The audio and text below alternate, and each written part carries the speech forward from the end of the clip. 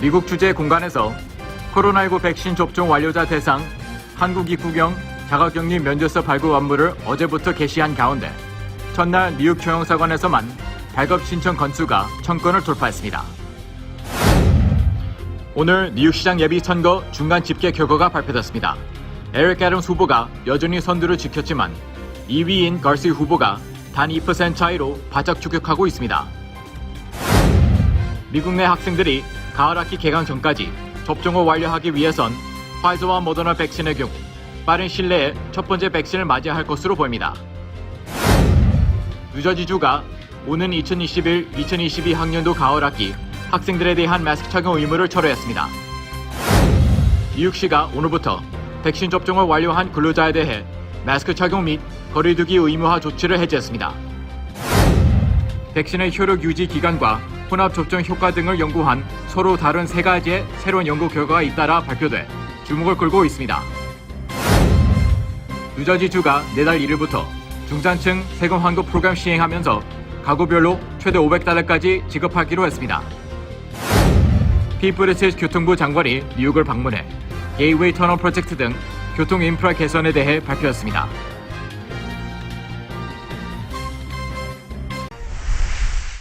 어제부터 한국 자가격리 면제 사전 접수가 시작됐습니다. 하지만 민원이 폭주하면서 신청자들의 항의가 빗발치자 한국 외교부는 다음 달부터 전면 온라인 시스템으로 변경한다고 밝혔습니다.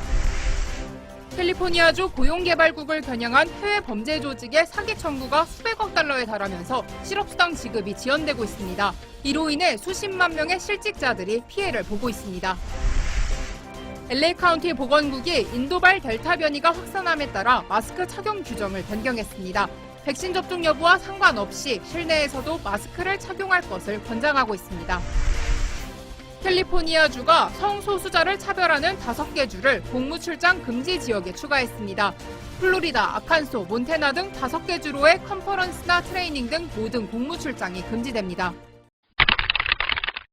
듣기만 해도 통찰력이 생기는 통키뉴스는 라니맘닷컴의 후원으로 제작이 됩니다. 내일부터 시작되는 7월 미주놀 공부방에 라니맘닷컴에 주문하시고 초대받으시기 바랍니다. 새로운 마음으로 쉽지 않은 7월장 함께 공부하며 이겨나갑시다. 인트로 없이 바로 시작하는 첫 번째 뉴스는 미국의 로컬 뉴스부터 시작됩니다.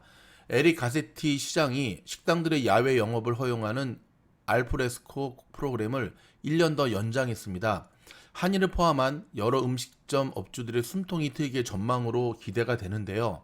한편으로는 안전의 문제를 좀 대책을 해야 됩니다. 특별히 LA 한인타운 같은 경우는 파킹 스페이스, 파킹랏에서 이걸 설치했기 때문에 파킹 자리도 없고, 그 다음에 얼마 전에 있었던 것처럼 아웃사이드에서 밥 먹다가 차량이 돌진해서 사망하는 끔찍한 사고가 일어났습니다. 여기에 대한 안전 대책이 선행되어야 될 것으로 보여집니다. LA시에서도 샌프란시스코처럼 공무원의 백신 접종이 의무화될 가능성이 제기됐는데요. 에릭 가세티 시장은 이러한 방안을 놓고 시 간부들과 회의를 가졌으나 결론을 내지 못한 것으로 알려졌습니다. LA시가 노숙자에 대한 새로운 규칙 마련에 나섰는데요. 시의회는 어제 노숙자들이 학교나 공원, 도서관 등 민감한 시설 근처에서 캠핑을 하는 것을 금지하는 새로운 규칙 초안을 작성하기로 결정했습니다. 장기화되는 가뭄에 최근 폭염까지 이어지면서 캘리포니아 전역이 뜨거워지고 있습니다. 물이 부족한 상황이 되면서 방울뱀을 비롯한 곰, 야생동물들이 출현하고요. 모기까지 극성을 부리고 있어 주의가 요망됩니다.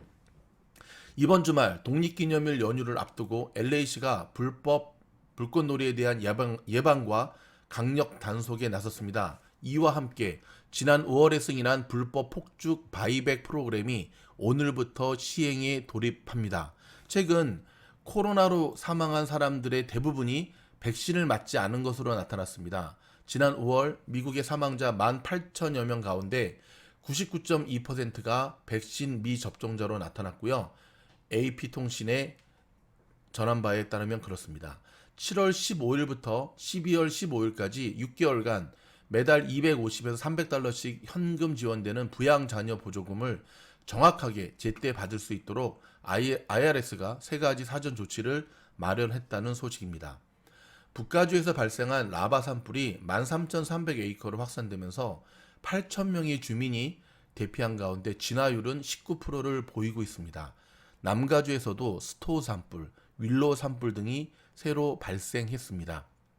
북미 서부를 강타한 121도의 기록적 폭염 속에 밴쿠버 등 캐나다 서부에서만 사망자 수가 평소보다 2배 가까이 급증하면서 지난 25일에서 28일 나흘간 보고된 사망 건수가 233건에 달했습니다.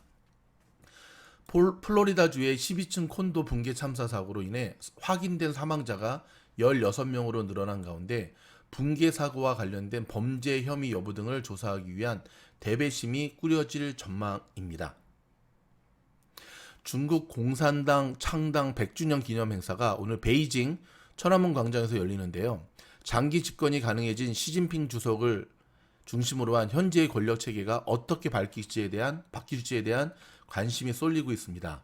이런 가운데 유엔은 코로나 팬데믹에 따른 국제 관광 산업의 붕괴로 지난해와 올해 세계 경제가 입은 손실이 무려 4조 달러를 넘어설 수 있다고 전망했습니다. 캘리포니아 계시는 분들에겐 어찌 보면 반가운 소식이네요. 자, 가주 주민들은 지난 5월 발표된 주정부입니다. 연방정부가 아니라 주정부의 $600 지원금을 빠르면 8월 중순, 늦어도 9월에는 받게 될 전망입니다. 가주의회가 지난 28일 80억 달러의 경기부양 지원금 등이 포함한 총 2,626억 달러 규모의 2021, 2022 회계년도 예산안을 승인하고 주지사 사무실로 보냈습니다. 개빈 뉴섬 주지사가 예산안에 서명할 경우에는 지원금 체크는 45에서 600일 이내에 발송될 예정입니다. 미국의 집값도 미쳤습니다. 34년 만에 최대 폭등한 것으로 나타났네요. 4월 주택가격이 14.6%가 치솟았고요. 사상 최저금리에 새집 수요도 폭발하고 있습니다. 자, 공급량 5.8%를 늘렸지만 턱없이 부족한 상황이고요. CNBC 보도에 따르면 금융위기 이전 상황과 비슷하다.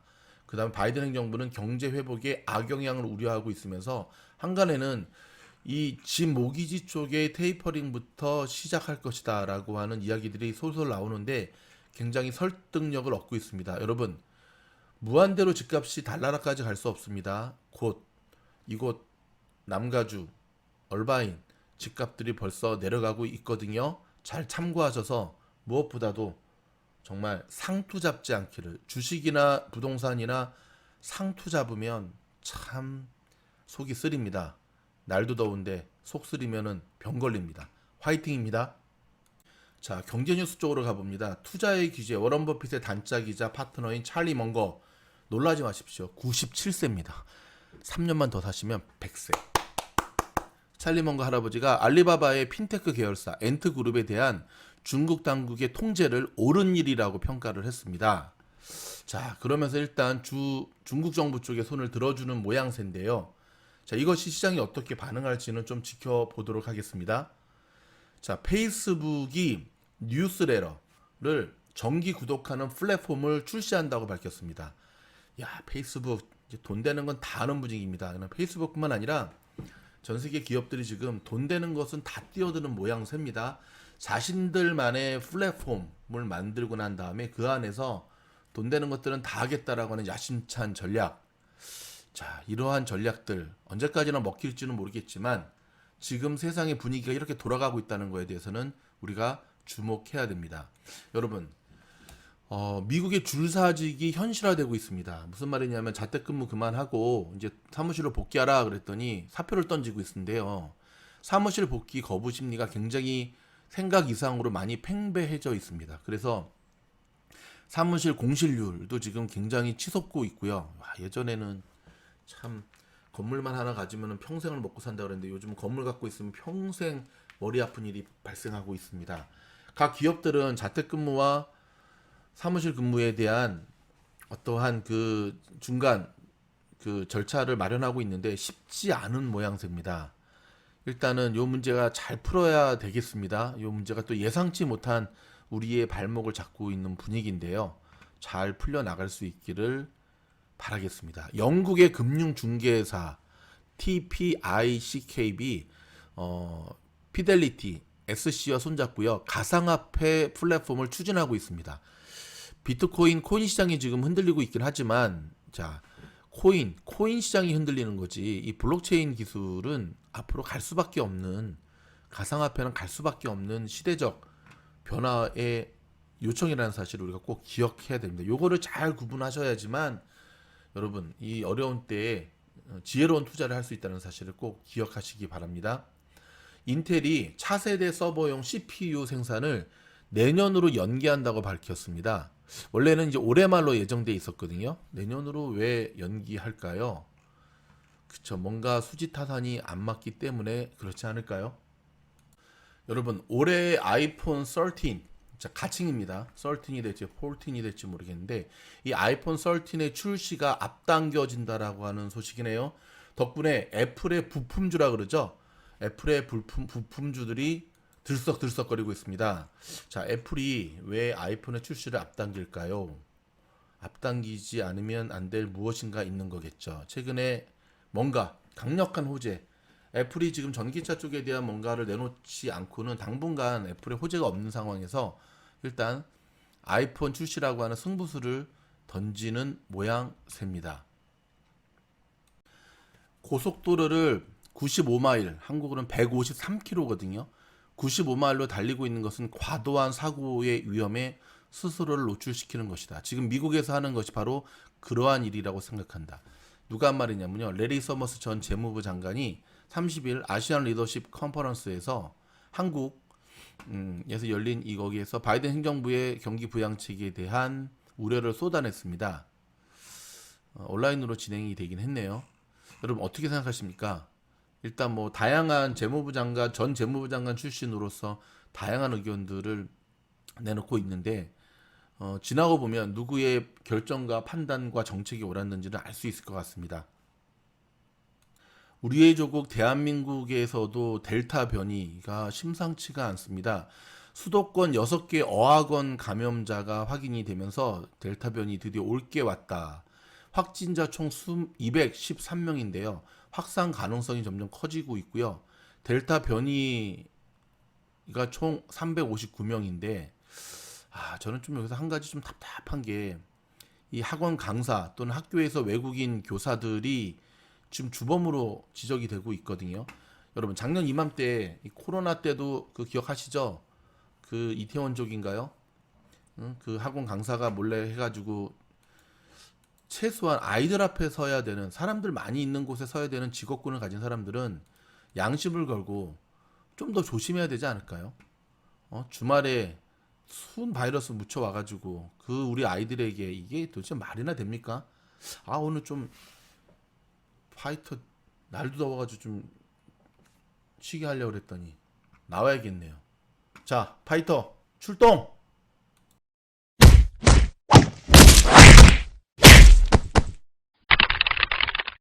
파이터 나온 김에 광고까지 듣고 왔습니다. 하루라도 출동이 안 할 날이 없네요. 여러분 조국 전 법무부 장관의 딸 사파 논란에 휩싸인 조선일보가 10억 소송에 직면하면서요. 전면 세 번째 사과를 하고 있습니다. 일단 여기에 대한 소식 SBS가 전하는 소식 듣고 돌아와서 다시 이어지도록 하겠습니다. 조국 전 법무부 장관이 딸의 모습을 담은 사파를 성매매 기사에 잘못 사용한 조선일보에 대해 10억 원의 손해배상을 청구하는 소송을 냈습니다. 오늘 조국 전 장관의 오촌 조카 조범동 씨는 징역 4년형이 확정됐습니다. 손영한 기자입니다. 조선일보가 지난 21일 성매매 관련 기사에 실은 사파입니다. 모자를 푹 눌러쓴 여성이 조국 전 장관의 딸 모습과 유사하고 가방을 둘러맨 남성 또한 조 전 장관을 그린 것이란 의혹이 일파만파 퍼져나갔습니다. 조 전 장관은 즉각 분노를 표출했고 자녀 입시 비리 재판에 출석해선 법적 조치를 예고했습니다. 임두법을 쓰고 어찌 그런 일을 할 수 있습니까? 반드시 법적 책임을 묻겠습니다. 조선일보는 오늘 신문 한 면 전체를 할애해 문제의 사파가 게재된 자초지종을 설명하고 관리 감독에 문제가 있었다며 조 전 장관 부녀에게 또 한 번 사과했습니다. 하지만 조 전 장관은 공언한 대로 문제가 된 기사를 쓴 기자와 편집 책임자에게 각각 5억 원씩 모두 10억 원의 손해배상 청구 소송을 제기했습니다. 이와 함께 조 전 장관은 과거 국정원이 자신을 불법 사찰하고 여론 공격을 벌인 사실이 드러났다며 국가를 대상으로도 2억 원의 손해배상을 청구하는 소장을 법원에 제출했습니다. 공교롭게도 이날 대법원에선 조 전 장관 일가 사모펀드 의혹의 핵심 인물인 조 전 장관 오촌 조카 조범동 씨에 대한 상고심 재판이 열렸는데 대법원은 징역 4년을 선고한 원심 판결을 그대로 확정했습니다. 다만 조 씨의 횡령 혐의 중 조 전 장관의 부인 정경심 교수와 조범동 씨가 공모했다는 부분에 대해선 무죄를 확정한 만큼 정경심 교수의 횡령 부분은 남은 재판에서도 무죄가 날 가능성이 커졌습니다. SBS 손형환입니다. 여러분 오랜만에 그 연예계 소식, 한국 연예계 소식 한 가지 전해드릴까요? 전원일기 아시죠? 전원일기. 전원일기가 다큐멘터리 형식으로 해서 최근에 그때 출연했던 출연진들을 정말 1980년도에 처음 시작했으니까 거의 40년 전 드라마잖아요. 다시 소환하는 이 다큐 형식을 하고 있는데 참 감동입니다. 제가 어렸을 때 봤던 기억도 나고 지금 보면은 참 젊은 분들이 할머니 할아버지 복장을 하고 계셨구나. 뭐 최불암 씨, 김혜자 씨, 뭐 고두심 씨 한번 추억 속에 잠겨 보시는 것도 괜찮을 것 같습니다. 스포츠 소식은요. 오늘 조금 전에 우리 김광현 선수 간만에 정말 잘 던졌습니다. 5이닝 1실점에 2루타까지 때려가지고요. 정말 메이저리그 온대로 제일 잘 던진 것 같습니다. 승리 요건을 마치고 지금 내려갔는데요. 승리를 기대해 보도록 하겠습니다. 한편으로 한국에 지금 쌍둥이 자매 기억하시죠? 이재영, 이다영. 흥국생명이 1년 정도 눈치 보고 있다가 슬며시 복귀시키려고 하다가 포기를 했습니다. 뭐 저 선수 중에 한 명은 또 다른 나라에 뭐 이렇게 하려고 하기도 하고 뭐 여러 가지 말들이 좀 많은데 그런 와중에 또 자신의 모교에 가가지고 또 재능 기부했다고 그러기도 하는데 본인들이 뭔 잘못을 했는지를 모르는 것 같습니다. 여러분 다른 건 둘째쳐도 이쁘장하게 생겼는데 문제는 엄마죠. 그 저 두 자매의 엄마도 배구 선수 출신이라는데 갑질이 장난이 아니었답니다. 대한민국의 고질적인 스포츠계의 갑질 문화, 학창 시절 일단 뭐 기성용 씨 사건은 좀 지켜봐야 되겠고요. 좀 이런 것들이 근절되는 아름다운 대한민국의 모습을 기대해 보도록 하겠습니다.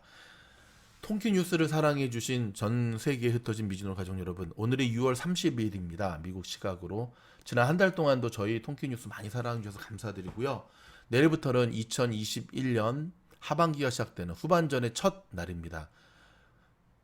건강하시고요. 더욱더 행복하시고요.